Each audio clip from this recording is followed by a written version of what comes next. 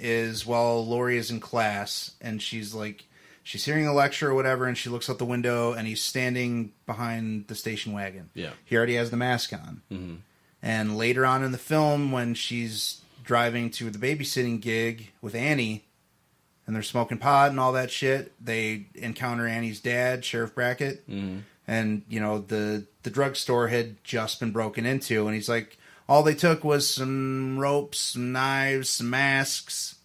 So, I mean, that had already happened way earlier, but I just... Yeah, see, I always assumed that it happened and the cops didn't show up right away, and they come in during the investigation. But that would have been I don't know, at least an hour later or something. Yeah, but I mean, you know how it's a slow small cops town. But you know how slow cops are to respond to shit?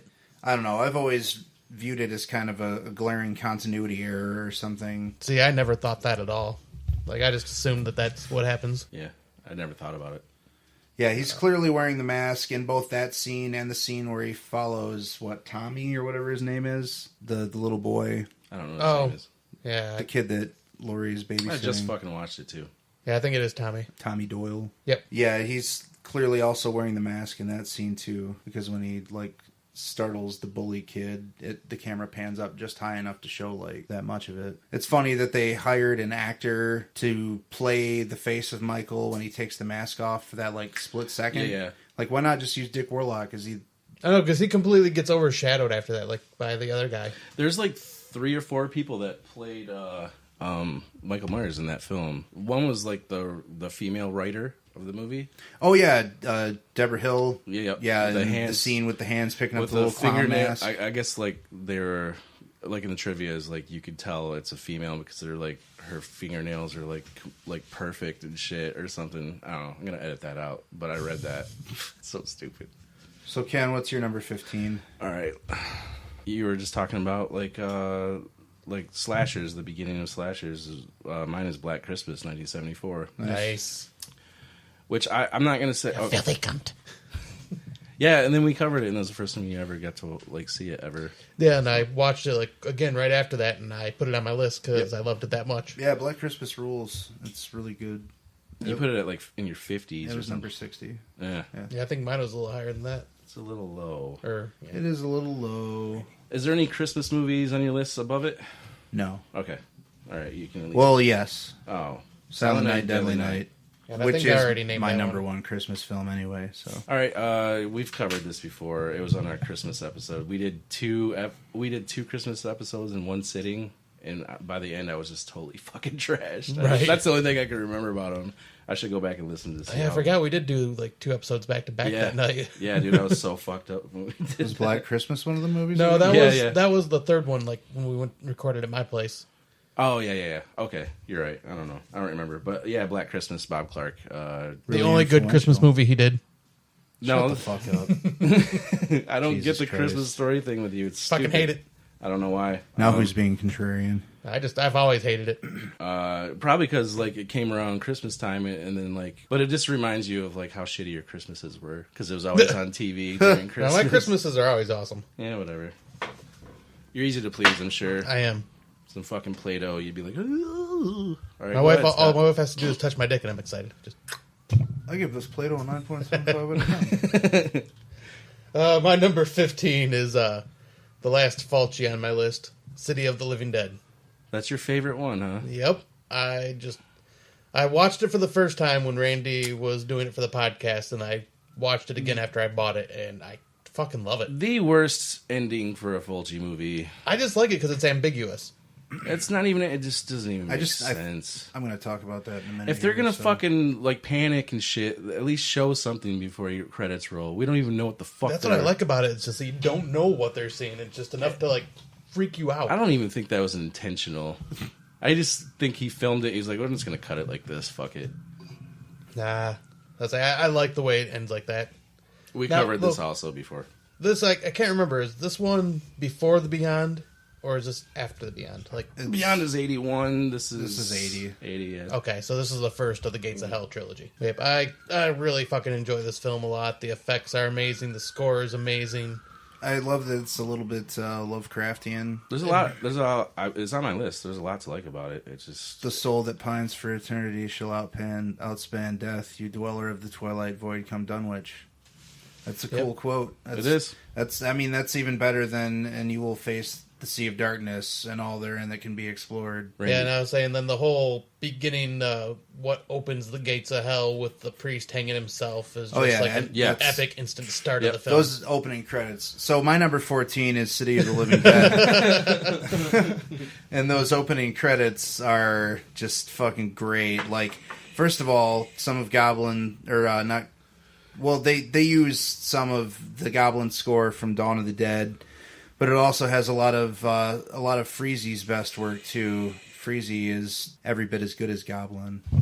The puke up your guts scene. Yep. Fucking amazing. The let's put a drill bit through Giovanni Lombardo John Morgan's head. Giovanni Lombardo Radici. Fuck. All the let's rip your brains out through the back of your head. Like, I wish I could do that. Just grab the raining maggot scene.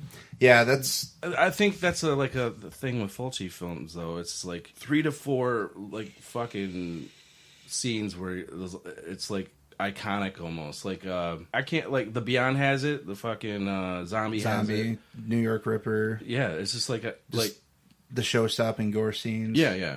Other than that, like there's really no fucking logic ever in his movies, except for Zombie. That's why that's my favorite. Well, I mean, this has a very clear story. It's just it gets ridiculous, and I love the the intro with the seance and like how she's psychically linked to Dunwich and how it like puts her in a state of catalepsy and like it touches on themes from Poe and from Lovecraft with like the whole she's being buried alive thing and the town that's losing to evil theme of Lovecraft. The zombies are probably the coolest looking Fulci zombies. The zombies in Zombie were fucking his best zombies. I thought they're good. I'll give you that. They're really good. I think they use like mortician's wax or something for the effects on a lot of those. I'm not really sure. They look pretty cool, though. I mean, I just watched both these movies within the last year, so I like every time I watch Zombie, I think it's like in the top 5 best zombie effects. I didn't think that about City of the Living Dead. Really, the only complaint I have about City of the Living Dead is Christopher the ending. George. The ending's fine. I don't mind the ending. It's, I mean, they were too late. They didn't destroy Father Thomas before All Souls Day. They were too late to close the gates. Yep, the gates of hell opened. They killed all of the zombies that were there that already existed, but they were climbing out of the crypt, and that kid thought he was like running to safety, and then the whole So you just imagine that like. Well, in the ending, I imagine the ground giving way and hell taking over Dunwich. I just think they should have showed something. It didn't have to be that spectacular of effects or anything like that. But. They could have probably done something pretty cool with stop motion or something. Yeah, but I still like the whole just you putting it to your imagination. Go, Scott. All right. My number 14 is From Beyond. Another H.P. Lovecraft story, and we did this one on the podcast a while back, so you can go back and listen to that episode. But yep. I'll be speaking about this one. Me too. Shortly. But yeah, amazing performances from Barbara Crampton and Jeffrey Combs, and I mean you gotta love Ken. Yeah, it's like Ken Foree, and you gotta love him in the Speedo. I can't remember the name of the actor that plays Pretorius, but he's fucking amazing in that. That guy is creepy as fuck. Yeah, and the effects just holy shit. Yeah, they assembled a really great team between like John Carl Buechler and Screaming Mad George, and there were a couple other people involved. Maybe Bob Keane. There were at least 2 other effects artists involved, I think. And this, I believe, inspired Slither as one of the. It was one of the inspirations for Slither. But I'll be speaking about that more later. For real? Holy shit! Well, From Beyond. Oh, I thought you were talking about Slither. No, I don't. Slither was one of the movies that I had to cut to make my top 100. Yeah, I loved it. It is really great. It's a really fun ode to like Night of the Creeps and From Beyond. Yeah, right in that room. I have it on HD DVD. Yep, and I got the Scream Factory Blu-ray of it now. So my number 13 is Reanimator. I can love it. Stuart Gordon adaptation of H.P. Lovecraft's story. We've already talked about it a couple of times. Didn't you mention it already tonight? Yep. Yeah. Yeah, I haven't. Cat dead, details later. Yeah, I struggle with just lumping it in as a zombie film. A lot I of almost people, call this more like a mad scientist film. yeah, it's a mad scientist film. It's a zombie film. It's supernatural horror. It's sci-fi horror. There's a little bit of comedy involved, but the casting is perfect. Jeffrey Combs is pretty much the best horror actor from like the mid 80s through the early 90s, maybe. Yeah. Even like his little bit parts in stuff like Edmund, and his characters are always a little bit different than they're like variations of each other, but yeah, they share a different. quality of like being over the top in one way or another, like especially in a psychological sense. But as much as I love Herbert West, I do love Crawford Tillinghast maybe a little bit more. Yeah, me too. But Herbert West is the definition of like a sociopath. Just no remorse, no guilt, just very focused and single-minded on his task and his goal, which never stops along the way for fun ever, and just doesn't care who he has to manipulate. Yeah, I was just gonna say, doesn't care about anybody else. He but uses himself. Dan Cain. He plays Dan Cain like a fucking fiddle. Yeah. It's and all through the franchise, really. The gore is great, fantastic, really really great gore. A lot of over the top sexuality. The severed head cunnilingus implication is it was enough to be referenced in fucking what is it, American Beauty, I think, where they talk about it a bit. Oh, I think so. No, I didn't know that. Yeah, it's there. I don't know. There's a scene in American Beauty where Kevin Spacey and some kid are talking about it during a drug deal. All of the casting, even I can never remember the actor's name that plays Carl Hill. Oh yeah, I know what you're talking about too. The guy from like Sinjanor and stuff. He's I mistake him for the guy in Creepshow a lot. The guy from the Crate segment that plays the creepy. Yeah, you mentioned that before. Yeah. I feel like he was kind of underutilized in horror. He could have done a lot more for sure. All right, well, I'm next then, so I just closed my list by accident. Hellraiser, 1987. David Gale, yeah.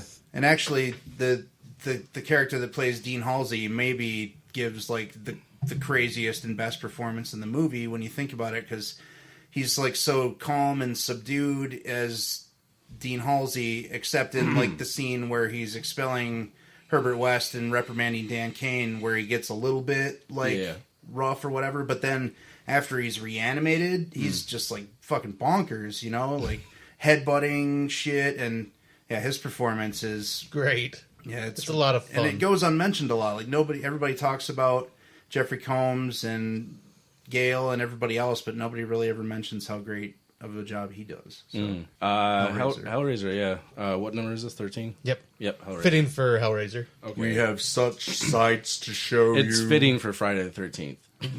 Yeah, very It's true. like fitting for any horror film. Yeah, I guess so. So Hellraiser is the most unlucky film in my list. I mean, you just touched on it, and that's another... And I'm going to talk about it.